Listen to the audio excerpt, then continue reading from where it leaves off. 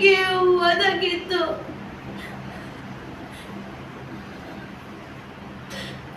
ಒಂದು ಮಾರುಹಕ ಮಾತ್ರ.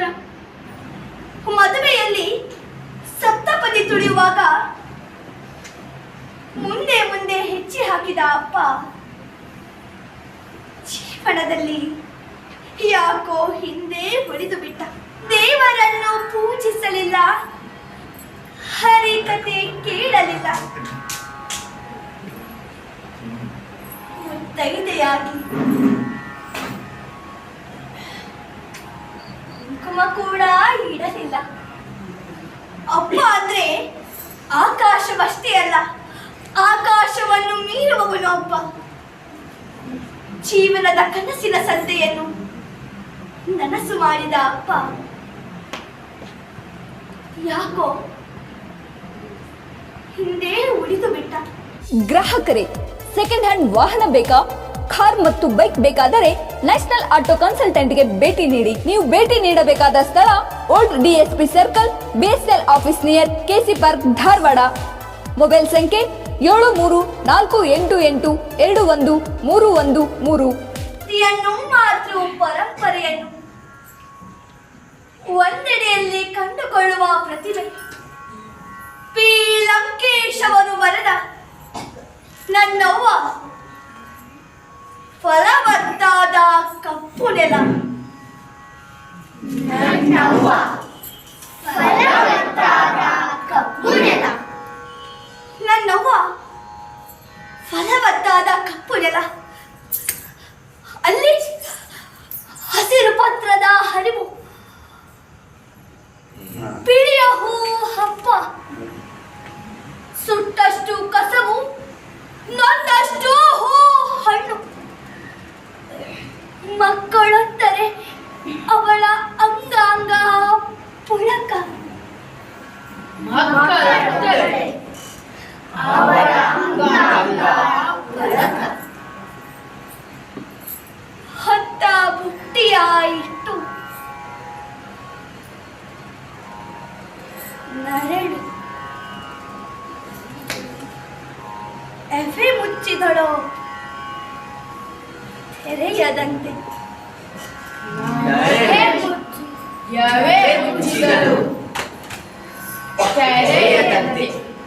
ಸತ್ತಳು ಈಕೆ.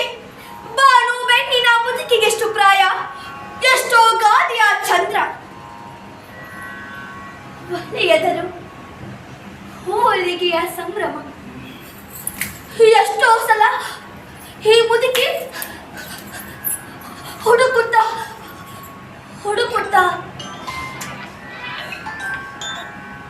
ಊರೂರು ಅಳೆದಳು.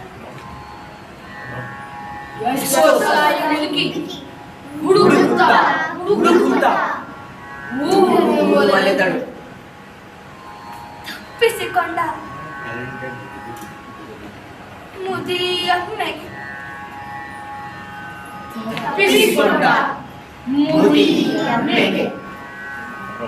ನನ್ನವ್ವ ಸತಿ ಸಾವಿತ್ರಿ, ಜಾನಕಿ ಊರ್ಮಿಳೆಯಲ್ಲ. ಚರಿತ್ರೆ ಪುಸ್ತಕದ ಶಾಂತ ಶ್ವೇತ ಗಂಭೀರೆಯಲ್ಲ. ದೇವರನ್ನು ಪೂಜಿಸಲಿಲ್ಲ, ಹರಿಕತೆ ಕೇಳಲಿಲ್ಲ. ಮುತ್ತೈದೆಯಾಗಿ ಕುಂಕುಮ ಕೂಡ ಇಡಲಿಲ್ಲ.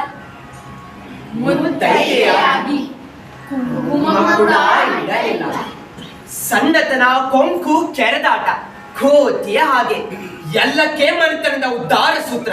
ಹೀಗೆ ಉರಿದದ್ದಾಳು. ಮಗ ಕೆಟ್ಟರೆ ಗಂಡ ಬಣ್ಣದ ಕರಡಿಗೆ ನಿಮ್ಮ ಭಗವದ್ಗೀತೆ ಬೇಡ.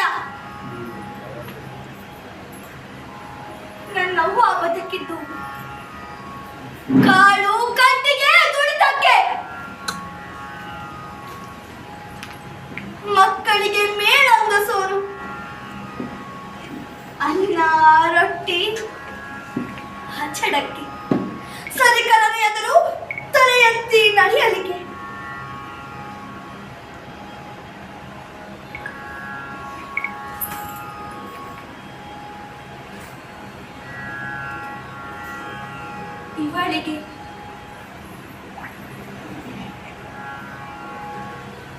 ಮೆಚ್ಚುಗೆಯ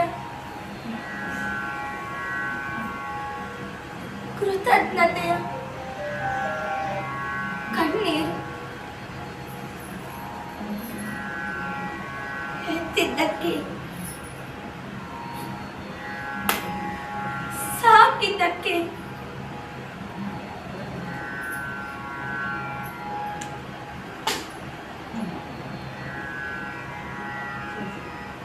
ಮಣ್ಣಿನಲ್ಲಿ ಹುಟ್ಟಿ ಮನೆಯಿಂದ ಹೊಲಕ್ಕೆ ಹೋದಂತೆ ಮಣ್ಣಲ್ಲಿ ಹುಟ್ಟಿ ಮನೆಯಿಂದ ಹೊಲಕ್ಕೆ ಹೋದಂತೆ ತಣ್ಣಗೆ ಮಾತನಾಡುತ್ತಲೇ ಹೊರಟು ಹೋದಂತೆ ತಣ್ಣಗೆ ಮಾತನಾಡಲಿ ಹೊರಟು ಹೋದಂತೆ ನನ್ನವ್ವ ಫಲವತ್ತಾದ ಕಪ್ಪು ನೆಲ ನನ್ನವ್ವ ಫಲವತ್ತಾದ ಕಪ್ಪು ನೆಲ. ನೀವೆಲ್ಲ ಅವ್ವನ ಕವಿತೆಗಳನ್ನ ಸಾಕಷ್ಟು ಬಾರಿ ಕೇಳಿದ್ರಿ, ಆದ್ರ ಅಪ್ಪನ ಬಗ್ಗೆ ಕವಿತೆಗಳಿರುವುದು ಅತಿ ವಿರಳ. ಅಪ್ಪ ಅಂದ್ರೆ ಆಕಾಶವಷ್ಟೇ ಅಲ್ಲ, ಆಕಾಶವನ್ನು ಮೀರುವವನು ಅಪ್ಪ. ಜೀವನದ ಕನಸಿನ ಸಂತೆಯನ್ನು ನನಸು ಮಾಡಿದ ಅಪ್ಪ ಯಾಕೋ ಹಿಂದೆ ಉಳಿದು ಬಿಟ್ಟ. ಮದುವೆಯಲ್ಲಿ ಸಪ್ತಪದಿ ತುಳಿಯುವಾಗ ಮುಂದೆ ಮುಂದೆ ಹೆಚ್ಚಿ ಹಾಕಿದ ಅಪ್ಪ ಜೀವನದಲ್ಲಿ ಯಾಕೋ ಹಿಂದೆ ಉಳಿದು ಬಿಟ್ಟ. ನಾನ್ ಚಿಕ್ಕವಳಿದ್ದಾಗ ಅಪ್ಪನ ಹೆಗಲ ಮೇಲೆ ಕುಂತ ಅಪ್ಪ ಅಪ್ಪ ನನಗ ತೀರ್ದಾಗಿರೋ ದೇವ್ರ ಕಾಣತೈತಿ, ನಿನಗೂ ಕಾಣತೈತಿ ಅಂತ ಕೇಳಿದೆ. ಆಗ ನಂಗೆ ಗೊತ್ತೇ ಇರಲಿಲ್ಲ ನಾನು ಕೂತಿರೋದ ದೇವ್ರ ಮೇಲೆ ಅಂತ. ಹಾ ಅಪ್ಪ ಅನ್ಕೊಳ್ಳಿ ನನ್ ಪಾತ್ ನೋಡ್ರಿ. ಹಗ್ಗ, ಒಂದು ಮಾರು ಹಗ್ಗ ಹೇಗೆಲ್ಲ ಬಡಿಸಬೇಕೆಂದು ಅಪ್ಪನಿಗೆ ಮಾತ್ರ ಗೊತ್ತಿತ್ತು. ಅಪ್ಪನ ಕೈಯಲ್ಲಿ ಸದಾ ಈ ಹಗ್ಗ ಇರುತ್ತಿತ್ತು. ಹಾ ಅಪ್ಪ ಮತ್ತು ಹಗ್ಗ ಎಂದಿಗೂ ನನ್ನ ಪಾಲಿಗೆ ಬೇರೆ ಬೇರೆ ಪದಗಳೇ ಅಲ್ಲ. ಗದ್ದೆ ಕೆಲಸ ಮುಗಿಸಿಕೊಂಡು ಮನೆಯಲ್ಲಿರೋದಕ್ಕೆ ಹುಲ್ಲು ತರಡು, ಹಾಗೆ ಎತ್ತಿಗೆ ಹುಷಾರು ತಪ್ಪಿದಾಗ ಕಾಲಿಗೆ ಕಟ್ಟಿ ಮಲಗಿಸಿ ಇಲಾಚು ಮಾಡಲು, ತುಂಬಾ ಖುಷಿಯಾಗಿದ್ದಾಗ ಮಕ್ಕಳಿಗೆ ಆಡಲೆಂದು ಉಯ್ಯಾಲೆ ಕಟ್ಟಿಕೊಡಲು, ಮಕ್ಕಳು ತಪ್ಪು ಮಾಡಿದಾಗ ಅದನ್ನೇ ಜೋಡು ಮಾಡಿಕೊಂಡು ಬರೆ ಹೇಳುವಂತೆ ಬಾರಿಸಲು,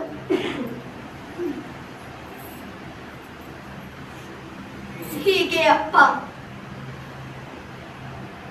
ಹಗ್ಗವನ್ನು ಬಳಸಲು ಬಗೆ ಬಗೆಯ ಹಾಕಿ ಕಳೆದಿದ್ದರು.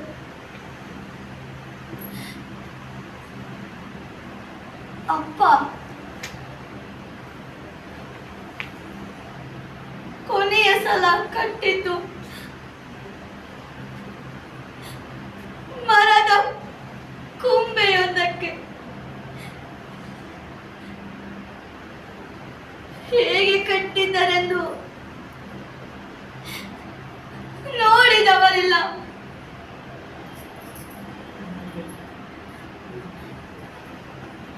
ಹಗ್ಗದ ಇನ್ನೊಂದು ತುದಿಯಲ್ಲಿ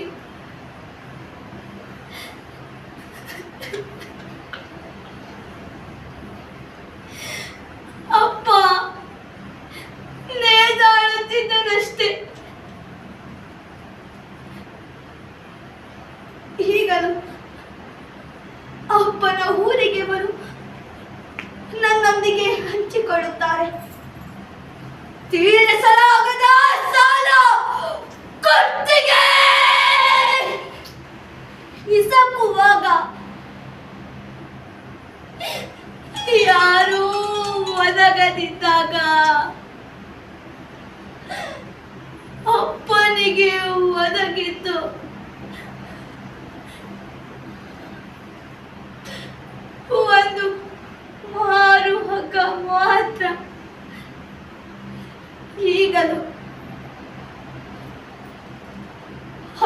ನೋಡಿದಾಗ